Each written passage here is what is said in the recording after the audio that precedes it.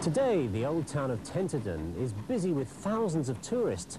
One of the major attractions is right here. It's the Kent and East Sussex Steam Railway. It attracts over 100,000 visitors every year.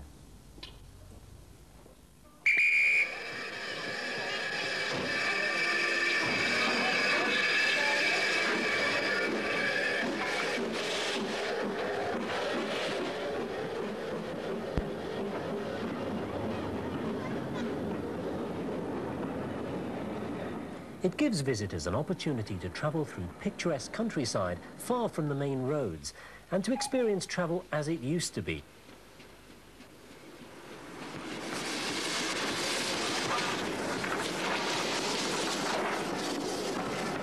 In those days, most people in this area lived by farming. They grew crops, including hops for brewing beer, and they farmed sheep and dairy cattle.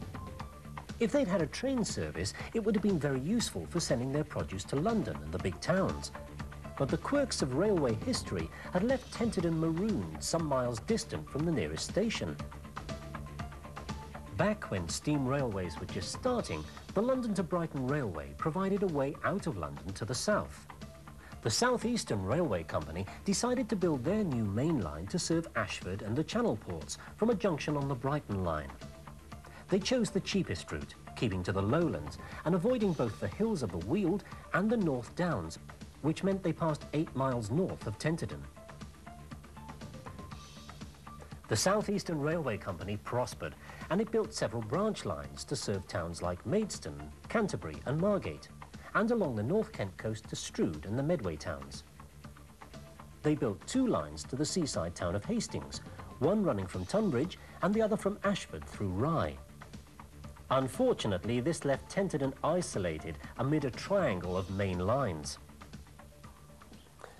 Over the next 40 years, local businessmen tried several times to raise money for a railway to Tenterden, but most people felt that such a venture in a sleepy country area just couldn't pay. And then, in the 1890s, 2 things happened to change the situation. First, Parliament passed a new law, the 1896 Light Railways Act. This was a charter for building cheap railways in country areas. Provided the trains travelled quite slowly, you were excused all sorts of safety precautions. You could have level crossings with no gates to open and shut. Signals could be kept very simple, and you could lay track with tight curves to save money on cuttings and embankments. The project attracted the enthusiasm of a young man called Colonel Holman Stevens. A qualified engineer, he spent the rest of his life building and running rural railways on the cheap, in out-of-the-way places all over the country. This was his first railway project as managing director. Working on a tight budget of only £60,000, he set his contractors to work. The line started at Robertsbridge, a small Sussex market town on the Tunbridge-Hastings line. This was the junction station where passengers would change to the new line. Colonel Stevens decided it would follow the valley of the River Rother. It was very cheap constructing the railway on flat land. Unfortunately, this often put the station some distance away from the villages they were meant to serve. The terminus at Rolvenden was no exception. They called it Tenterden Station, but in fact it was over a mile outside the town, as near as you could get without climbing up the hills from the River Valley. The railway was declared open in 1900. Of course, it was a major event in Tenterden's history, and the local newspaper recorded the scene. Monday last will long be a memorable day in Tenterden, for the public were then for the first time able to travel from the town by rail. A bitter north wind was blowing at the early hour of 7:30 a.m, at which the first train was timed to start. But nevertheless, the train was well filled with passengers, and the platform was filled with a delightful crowd, amongst whom... Over the next 3 years, they built a steeply sloping railway up the hill to Tenterden and opened a new station that really was handy for the town. At this stage, they were encouraged by an offer of help from the Mainline Railway Company. The South Eastern and Chatham Railway had earlier planned to build a line themselves, connecting Tenterden with their main line to the north. Now they offered Colonel Stevens a guarantee that they would cover any losses if he built it instead. So he went ahead. And from 1905, passengers from Tenterden faced a choice. They could now go north to the new junction at Headcorn or go west to Robertsbridge as before. But the Kent and East Sussex Railway was not for people who wanted to go places quickly. It offered a passenger service of just 4 trains each way on most weekdays.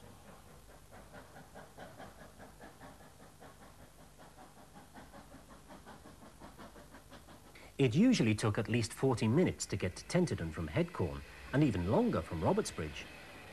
But right from the start, passengers were not the most important traffic on this railway. It was the wagons and goods vans that brought in the money. And with freight, speed didn't matter, so long as it got there in the end. The station master was in charge of sending and receiving small items, while bulkier freight was loaded into wagons in the station goods yard, ready to be hitched up to the next train. Many trains hauled a mixture of goods wagons and passenger coaches, and passengers had to wait patiently while wagons were shunted on and off at wayside stations. Compared with horse and cart, the train offered local farmers a cheaper way to send their produce to market, and to bring in supplies like coal for their steam-driven machinery. In the heady optimism of the first few years, plans were laid for an ambitious network of more extensions to serve adjoining farming areas, north towards Maidstone, east to Rye or Appledore and the Romney Marshes, and west towards Eastbourne. But there was not really enough extra traffic here to make such a railway pay. So the little line stayed as it was, getting a bit shabby and just about paying its way. But then Colonel Stephen's talents came to the fore. By this time, he was running many similar lines elsewhere as well. From his tiny office in Tunbridge, he kept his railway empire going by buying up cheap second-hand engines and rolling stock, and by giving strict instructions that everything had to be run on the cheap. Locals came to regard the Kent and East Sussex as a bit happy-go-lucky, a friendly shambles. But progress would not leave it alone. In the 1920s, motor transport began to offer serious competition, and local people began to desert the railway. Ticket sales dropped steadily after the First World War, as country travellers found that the new motor buses offered a faster and more frequent service than the trains. Soon, only the Robertsbridge half of the line was making any money. Colonel Stephen's answer was to try to cut costs. He bought in petrol-driven rail cars, noisy and uncomfortable vehicles which looked remarkably like buses on rails. These were supposed to save labour compared with steam locomotives, since you just started them up when they were needed. But it was all to no avail, as fewer and fewer people used the railway. By 1931, ticket sales were only a quarter of their previous level. It was the same story with livestock. The numbers of sheep and cattle carried on the railway had been increasing nicely until the 1920s, but now lorries offered farmers more convenient farm-to-farm transport. So the railway lost a third of this traffic over the next 10 years. By the 30s, the whole line was losing money. Sadly, Colonel Stephen suffered a stroke and died in 1931, with most of his lines teetering on the edge of bankruptcy. At the Kent and East Sussex, only the bulky freight stayed with the railway, and most of this was wagons of low-value coal coming down from the collieries in the north, each paying a penny or two to travel a few miles on the Kent and East Sussex at the end of their journey. The financial situation was hopeless.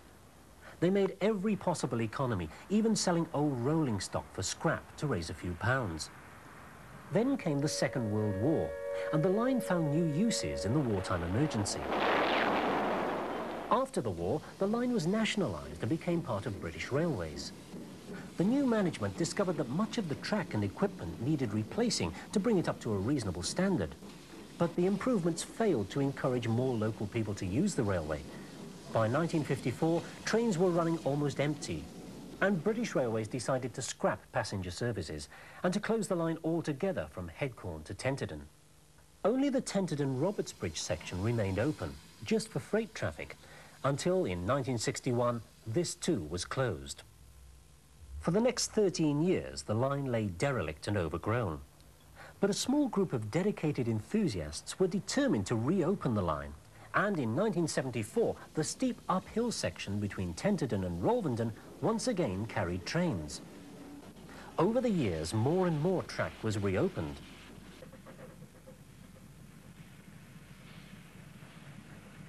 The present terminus at Northiam was reached in 1990. Bodiam Station today lies empty and abandoned, but one day it's hoped that the trains may again reach this far, and the railway can again advertise trips by rail to see the famous sights of Bodiam Castle. Completely reopening the track to Robertsbridge is a more distant possibility, if some way can be found over the major obstacle, crossing the A21. Meanwhile, the old railway track northward from Tenterden has faded into distant memory. Today, the section of the railway that has been reopened plays a vital role in the local tourist industry. It's run almost entirely by volunteers, providing unpaid labour in their spare time.